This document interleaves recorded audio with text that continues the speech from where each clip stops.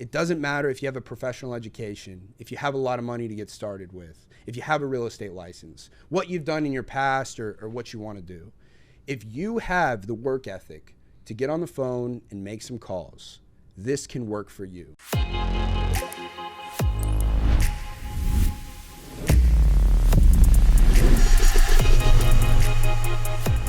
All right, so let's go ahead and learn a little bit about our guest today.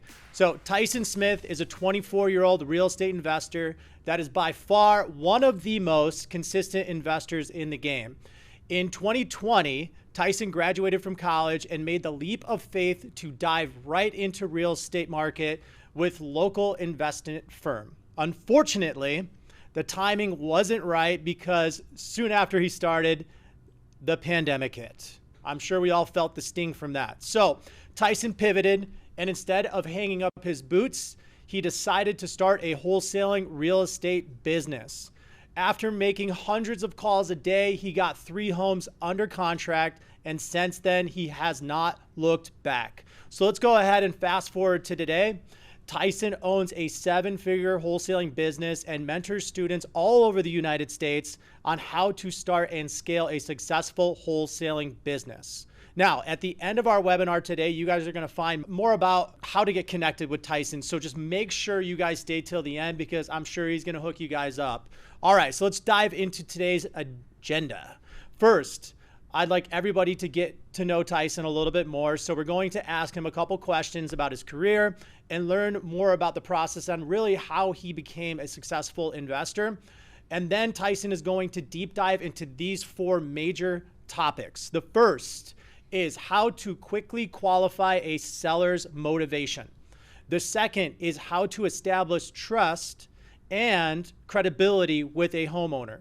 The third is how to handle objections and fear of rejection. I know we're probably all scared to pick up the phone, right? He's going to teach you not to be scared. And the fourth is how to develop effective KPIs. If you don't know what KPIs are, it's key performance indicators. And last but not least, I'm going to ask my famous final question, and that will be a wrap. So with further ado, I give to you the one and only Tyson Smith. What's going on, Tyson? What's going on, everybody? So good to see that all of you guys took time today to go ahead and learn something that, if you allow it to, will fundamentally change your life, okay? I'm fully prepared today to give you everything you need so that you're going to feel confident to go ahead and take that first step that will allow you to become an investor, that will allow you to buy back your freedom, allow you to have the money to do the things you enjoy doing and live the fullest life. I love that. I love that. So to start out, we all want to know, Tyson, who is Tyson Smith and what should people know about you when it comes to your story and journey of becoming a successful real estate investor? So I'm going to be honest with you, Tyson Smith is a regular guy, like most of you guys watching, I assume, right? The way that it all got started, as you said, I came out of college and all I knew was I wanted to make a lot of money, but I wasn't really sure exactly how that was going to happen. Mm-hmm. I don't know if any of you guys else feel like this, but I always thought that something was going to happen where the dream job was going to land in my lap and I was going to figure it out and be able to make a bunch of money. And that's exactly how it went. Because when one door closed, when, at the other investment firm it didn't work, another one opened, which was, hey, wholesaling real estate. All of a sudden I learned of this thing where anybody without any real estate experience, cash or credit, can go in and flip houses and make tens of thousands of dollars. I was like, all right, heard enough. Sold. Sign me up. Yeah.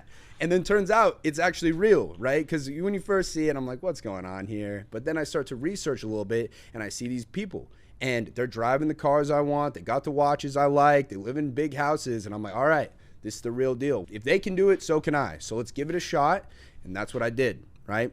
We jumped into it, started taking the actions that were going to take me from where I wanted to, or from where I was to where I wanted to go. And that's exactly what we're going to get into today. Or what are those steps? How do we make it happen? And, how do we start building this up from zero to where we get where it is that we're looking to be? Beautiful. I love the motivation. I love it. So what are some of your strategies for identifying key indicators of a seller's motivation during the initial phone conversation? So I love this is where we're starting because we're giving it the primary value and that's what it deserves. Why the seller wants to sell is the most important factor there is when it comes to a real estate transaction. Because here's the deal. People oftentimes beginners, just like I was myself, are too concerned about the wrong thing. See, most beginners I see, they're worried about, hey, what kind of house am I looking for? When that's really not the primary objective. What we're looking for is a specific seller. Somebody who needs to sell their property quickly, because that's what's going to allow us to help them. Now, yes, there are things about whether the property itself is distressed and needs repairs, but that's just all icing on the cake, honestly, when it comes to the investment side. Because we need to figure out somebody who we're going to be able to help, somebody who's not going to be a good fit for the traditional way of selling their house. That's going to be the person we can help.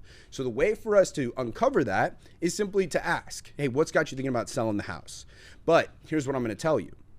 Not everybody is going to open up to a stranger on the phone right away. And so I do have a couple strategies that allow us to sort of disarm them so that, you know, they got their guard down. They're like, hey, I'm not just being sold to, I'm not talking to some sleazy car salesman. And instead, open up to you, let you know, let you into their lives so they can kind of tell you what's going on so you can see if you're a good fit to even help this person. Yep. So the way I do this is first, immediately when I get on the phone with them, I'm going to ask them, hey, this property over here on 123 Main Street, is this something you'd be open to getting a cash offer on? Once they say yes, I give them a little deep dive into what the rest of the conversation is going to look like. Let them know, hey, look, that's great. Is what I'd like to do is ask you a few questions about the property. That way I can figure out if this is something I'm interested in purchasing. And if that's the case, I'll have an offer for you in the next 20, 30 minutes. Or if for some reason it's not something I'm interested in, I'll go ahead and let you know why, and you'll never hear from me again. All right? That's a little something at the end I like to toss in. Like I said, we want to disarm them, bring their guard down, let them know we're not here to sell them on anything. Once we've gotten into that, they know, okay, why is Tyson calling? It's to hopefully get a cash offer for my property. Then at that point, I'll say to them, hey, while I get your property pulled up, will you catch me up to speed for a second? What's got you thinking about selling this house? This is giving me time to open up Zillow, go ahead, type in their address, or if you're a pro, you've got Batch Leads opened up and you're typing in the address there. And then you can start looking at some data of the property, but most importantly, you're listening to what they're gonna say. Because here is where oftentimes they're just gonna start dumping information on you. Now there's a million different ways to ask them why you wanna sell your house. And it can be as simple as just asking that question again. But later on, let's say you start to talk about some of these other questions we're going to get into, but they closed up when you asked them why they wanted to sell.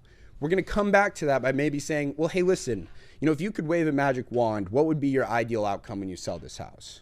Something like that, right? That gives them another chance to answer the same question that's just asked in a different way.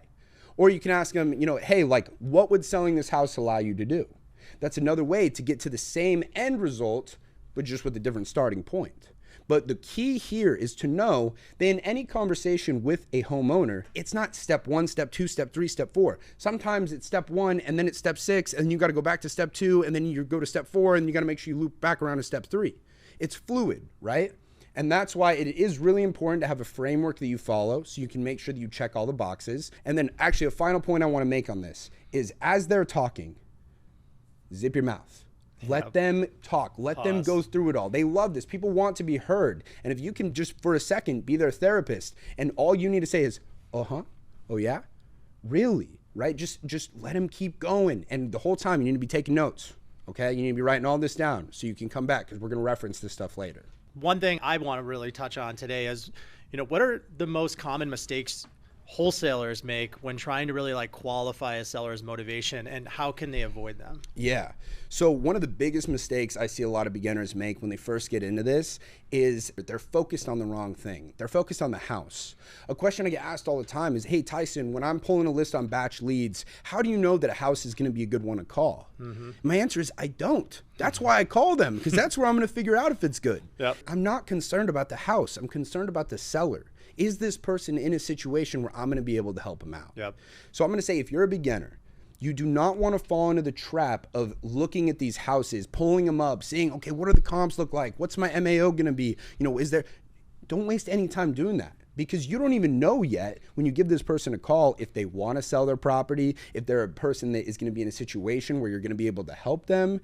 All of that, the only way you're going to discover that is by picking up the phone, calling them, and asking them if they're interested in a cash offer for their property.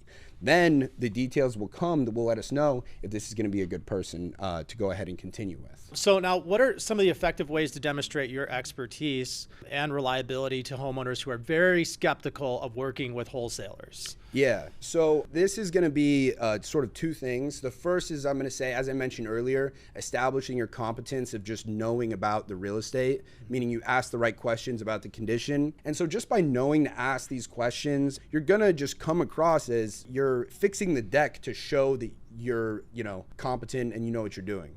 Now, that's the kind of the first part. That's the easy part, right? That's really easy to do. The second part comes with time. I can't even tell you how many thousands of calls. So many times have I done this. And when I first started out, I wasn't, Mr. Confident. I'm stumbling over my words. I'm saying the wrong things. I'm getting completely lost. And there's huge moments of silences where I'm trying to figure out what to say next on my scripts. And that's all part of it. And those things aren't going to kill you. It doesn't matter. Like, that's only going to make you better, and it's totally fine.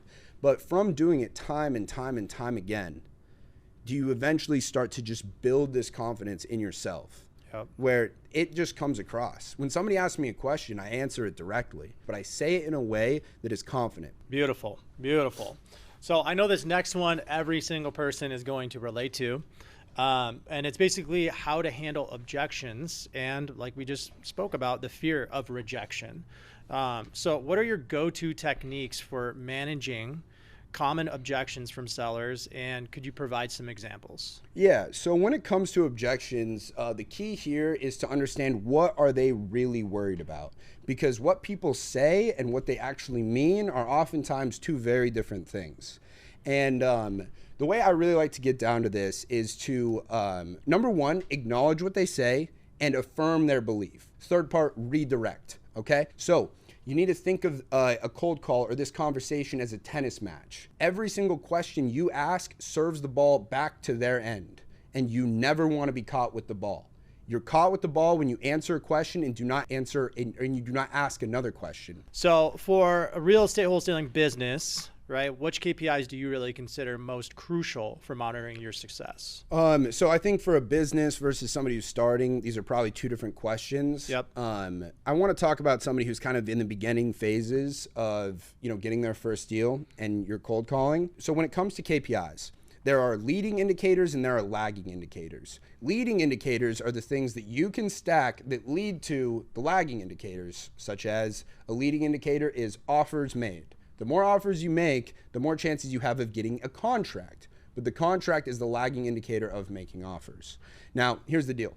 You do not want to base your KPIs based off of lagging indicators because those contain elements that are outside of your control. For me, I like to focus on KPIs that are 100% in my control, that only I am the differentiating factor. It's whether or not I do the work, whether I do the action. So the easiest one to start off is just dials, right? But it's kind of a bad metric. So what I want you to focus on is leads. A lead is somebody who says, yes, I'd be interested in a cash offer. Now, the KPI I always tell people to focus on is your goal should be to get 2 people every single day who say, yes, I'd be interested in a cash offer. Where that conversation goes after that is irrelevant to me in this KPI. As long as you have somebody who says, yes, I'd be interested in getting a cash offer, that's a lead and you should focus on getting 2 of those a day, okay? Now, for somebody who is here, not a virtual assistant, but if it's you going ahead and making those calls, it should take you about 50 of those people who say, yes, I'd be interested in selling my house, statistically, to find somebody who is going to be your first contract. Now, it might not happen right away. It might be somebody who says, yes, I'd be interested in selling my house. And then you follow up with them 6 different times. And a month later, you eventually end up getting that contract. But you need to get your base 50, your 50 leads of people who say, yes, I would sell my house. And then you need to routinely follow up with them every 1 to 2 weeks, depending on the situation. Okay. Now, while you're doing that, it's not like you just get your 50 and then only follow up with those people. You keep adding new blood into that, but focus on every single day getting 2 people who say, yes, I would sell my house. And in the beginning, all you need to do is create a Google sheet and you're going to put name, address, phone number, notes, offer made, and next follow-up date. And that's the information you're going to track. And any single time that you are cold calling somebody, you're on Batch Dialer, their name pops up, you say, hey, my name is Tyson. I was calling to see if you might be interested in getting a cash offer for your property over on blah, blah, blah street. And they say, yes, I'd be interested. Immediately, boom, you throw up the Google sheet, type in their name, type in their phone number, type in their address, and then it's boom, next to our next question, which is, hey, while I'm getting your property pulled up, go ahead and catch me up to speed. What's got you thinking about selling this place? And whatever, you continue. But your goal should simply be, in the beginning, get 2 of those a day. If you get 2 of those a day and you do that every single day, you will get the lagging indicator, the next one, which is, hey, money in the bank account, much faster than you realize, okay? So start with that. Just get 2 people a day. And if you start with a goal like that, it's something I know you can achieve, and it will get you the results you're looking for. I want to go ahead and have him answer some of these questions that everybody has put in the question toolbar so that we can deliver more value to everybody out there. Yeah, so looks like Kent is asking, how many calls should I be making a day? Now, I'm going to tell you, this is kind of the wrong question to be asking. I get where you're coming from, but here's the deal. For everybody's situation, that's going to be different, depending on how much time you have and things of that nature. But really, to answer the question, I got to ask you 2 questions. Number 1, how much money do you want to make and how much time do you have? When I was first getting started, how many calls should I make a day was as many as I possibly could. When I was trying to get my first deal, I wanted to spend every single moment that I possibly could making calls because I knew that that is what was going to get me closer to my end goal. For a simple baseline is if you are 100% dedicated to this and you have the time to go ahead and do it and you're hooked up, you're equipped with Batch Dialer and you got the leads to call, you should be making 1,000 calls a day. If you're not running off a dialer, you're hand dialing it all, I'd shoot for at least 100. But as you can see, that's why having a tool like Batch Dialer is just going to 10x your output. Because a batch dialer is going to make it possible for you to make 1,000 calls a day. I'm telling you right now, you can't make 1,000 calls a day if you're hand dialing. It's not going to happen. But batch dialer will literally allow you to 10x your inputs, making calls, which are going to 10x your outputs, which are signed contracts. And that's a good question for Michael. Michael was basically saying, can you actually cold call without a dialer, or is it better to do it with? Absolutely. And I see he has some concerns about whether or not your area code is a big difference. Here's what I'm going to tell you. Last year, I closed deals in 20 different states, and I'm primarily calling from 480 Arizona numbers. It's not really that big of a thing. Yes, when it comes to calling cold data, and using Batch Dialer, Batch Dialer makes it super easy to get area codes that are local to wherever you're calling. And for that, I recommend it, yes. But that shouldn't be something that's going to deter you from making calls. My area code is not the same as the one I'm calling. It doesn't really matter that much. If anybody has a question about it, you say, yeah. Hey, how are you going to buy my house here in Indiana from Arizona? It's like, hey, I've identified your area in Indiana to be a good market for real estate investments, and that's where I'm looking to place my money. So what's the best list to call? No such thing as the best list, I'll be honest with you. So I get that question a lot is, hey, what's your favorite filter on batch leads? And it's all of them. For those of you guys who know me, I'm all off market. I don't do any on market, so I can't speak to that. But when it comes to off market on batch, it's a very simple process. We search the city or the zip code or wherever it is we're looking to target. I'm going to go ahead, filter it by off market. I'm going to grab the pre-foreclosures, the tax defaults, the inherited properties, the vacant properties, and the expired listings. And there you have it. We'll do a couple other filters. We'll make sure we have 50% equity. We'll make sure we have houses with an estimated value of over 100,000. If you really want to niche it down more, we go individually owned, and I make sure that I filter it by single family residential, so I'm not getting other, lots or condos or things like that, which those are totally fine to look for if that's what you do. But I focus on single family because that's where I find the most deals and that's where I have the most buyers for. So my final famous question that I always ask, all right? So if you were to leave one piece of advice behind, Tyson, for all the entrepreneurs out there, what words of advice would you leave? So this is a quote. I'm not sure if it's from Confucius or Henry Ford. It's attributed to both people, and I haven't done enough research to figure out who actually said it. But it goes like, the man who says I can and the man who says I can't are both usually right. What I want you guys to think about is the mindset of going into this. Everybody, wholesaling real estate levels the playing field for everybody. It doesn't matter if you have a professional education, if you have a lot of money to get started with, if you have a real estate license, what you've done in your past or what you want to do. If you have the work ethic to get on the phone and make some calls, this can work for you. It's just a simple matter of deciding that it will and choosing not to give up the first time that somebody says No. Go out there, start doing the things that are going to make you money. And I can tell you right now, that is talking to people who want to sell their house. If you do that and you talk to 2 people a day who say that, yes, I'd be interested in a cash offer, your life will dramatically change over the next 90 days. And when you do, send me a DM on Instagram and let me know so I can get stoked with you. Beautiful. Well, thank you once again. And like our CEO, Jesse would say, let's get it.